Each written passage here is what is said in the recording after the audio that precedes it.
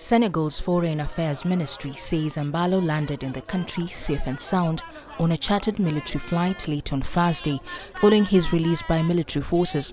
This was after General Intar took the oath of office in a ceremony at military headquarters earlier that day and declared the military had taken full control of state power. I have just been sworn in as President of the High Military Command for the restoration of national security and public order, generated by events of November 26th. This new military entity immediately assumed itself as the highest authority of the state power in Guinea-Bissau. Its mandate will last only for 1 year. The military suspended the country's electoral process a day before results from Sunday's presidential poll were due to be announced. General Intar defended the coup, claiming that a plan to destabilize the country involving drug lords had been uncovered. Our action became a clear response to a growing threat that could have endangered democracy and the political stability of the Guinean state, the threat that needed to be stopped. This grave threat was revealed through the state intelligence, a documented coup process widely published by our media. It was an intense activity carried out by known drug traffickers who, taking advantage of the electoral process, sought by all means to infiltrate, manipulate and ultimately capture Guinean democracy. In the televised address, Intar called on citizens to protect public order and national unity and urged political parties and civil society to cooperate with the military government.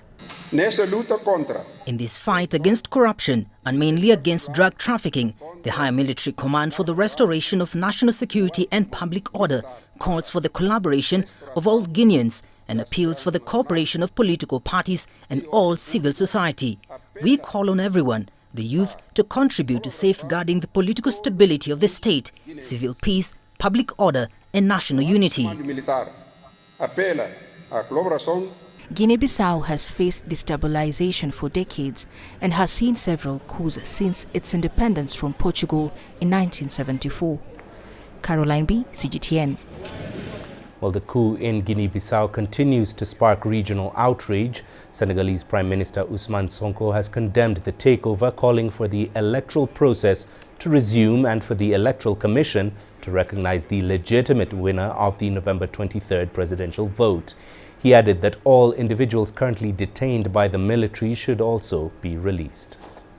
We know that what happened in Guinea-Bissau is a sham and is based on nothing. We want the electoral process to continue. The Commission must be able to announce who won, and those who have been arrested, including Domingos Pereira, who was not even a candidate, who was caught and even denied his medication, must be released and given back his medication. Now, the latest military takeover in Guinea-Bissau is the 9th coup or attempted coup that the West African nation has experienced since gaining independence from Portugal in 1974. CGTN's David Mbithi looks back on the country's turbulent political history. The West African nation of Guinea-Bissau attained independence from Portugal in 1974, and Louis Cabral became the country's first president. But 6 years later, Cabral was deposed from power by his prime minister in a bloodless military coup. It will mark the beginning of a decades-long struggle to restore political stability that still continues. In 1985, several senior military officers, along with the first vice president, were arrested for an alleged coup attempt against Vieira. 6 were executed in 1986, while several others died in detention. Nearly a decade later, under foreign pressure to return the country to democratic rule, Vieira called and won a multi-party presidential election. Still, Vieira's biggest test will come in 1998, when a failed coup attempt triggered a civil war. Vieira received military backing from neighbors Senegal and Guinea, but thousands will die in the conflict. Nearly a year into the civil war, Vieira resigned and fled into exile in Portugal. Malamba Kai Sanha was appointed acting president. After 2 interim leaderships, Kumba Yala was elected president at the turn of the century. Yala was later ousted in a bloodless coup in September 2003. In 2005, the country held long-delayed elections in which former President Vieira will make an unexpected comeback. But he will die in office nearly 4 years later. The decades following Vieira's assassination will see more coup and coup attempts, culminating in the latest military takeover by army officers referring to themselves as the High Military Command for the Restoration of Order. David Mbidi, CGTN. Now, the military takeover in Guinea-Bissau brings the number of coups on the African continent in 5 years to 10.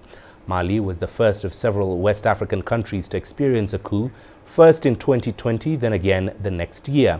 It was followed by Guinea. Then on the other side of the continent, Sudan saw a coup in October of the same year. Back in the Sahel region of West Africa, Burkina Faso suffered 2 military coups in 2022. Niger and Gabon, also countries in West Africa, both reported coups in 2023.